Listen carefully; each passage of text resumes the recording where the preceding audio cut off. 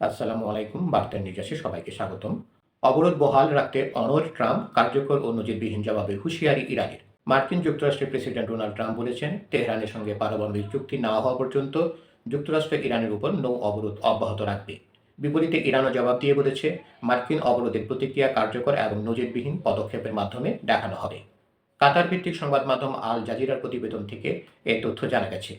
গতকাল বুধবার মার্কিন সংবাদ মাধ্যম অ্যাক্সিওসকে দেওয়া সাক্ষাৎকারে মার্কিন প্রেসিডেন্ট জানান, তিনি ইরানি বন্দরগুলোর উপর থেকে অবরোধ তুলে নিতে চান না।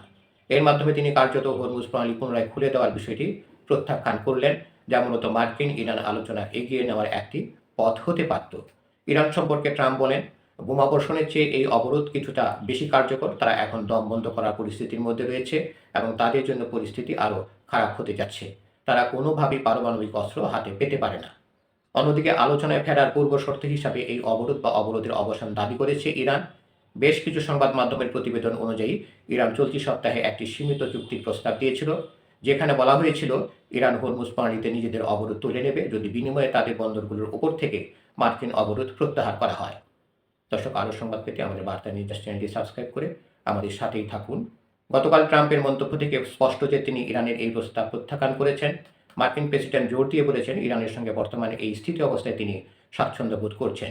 এটি ইঙ্গিত দেয় যে তিনি কোনো পূর্ণাঙ্গ চুক্তিতে পৌঁছাতে বা পুনরায় সরাসরি যুদ্ধে জড়াতে খুব একটা তাড়াহুড়া করছেন না। এই অচলাবস্থার কারণে তেলের দাম আকাশচুম্বী হয়েছে, যা যুক্তরাষ্ট্রের জ্বালানি মুদ্রাস্ফীতিকে বাড়িয়ে দিয়েছে। ইরানের পার্লামেন্ট স্পিকার মোহাম্মদ বাগের গালিবাফ গতকাল বলেছেন, যুক্তরাষ্ট্র দেশটিতে অর্থনৈতিক চাপ এবং অভ্যন্তরীণ বিভাজন সক্রিয় করার চেষ্টা করছে, যাতে আমাদের ভেতর থেকে দুর্বল বা ধসিয়ে দেওয়া যায়। তিনি অঙ্গীকার করেন যে ইরানিরা শত্রুর এই প্রতারণামূলক পরিকল্পনা নস্যাৎ করবে এবং যুদ্ধে এক উজ্জ্বল বিজয় অর্জন করবে।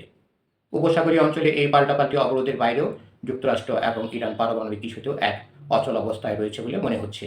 তেহরান পারমাণবিক অস্ত্র তৈরির চেষ্টার কথা অস্বীকার করছে, তবে অভ্যন্তরীণভাবে ইউরেনিয়াম সমৃদ্ধ করার অধিকারের উপর তারা অনড় রয়েছে। অন্যদিকে ট্রাম্প দেশটির পারমাণবিক কর্মসূচি পুরোপুরি বন্ধ করতে চান।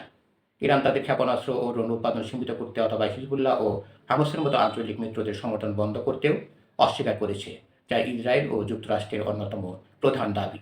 ধন্যবাদ সবাইকে এতক্ষণ ধরে আমাদের সাথে থাকার জন্য। আরও সংবাদ পেতে আমাদের বার্তা নিউজ চ্যানেলটি সাবস্ক্রাইব করে আমাদের সাথেই থাকুন।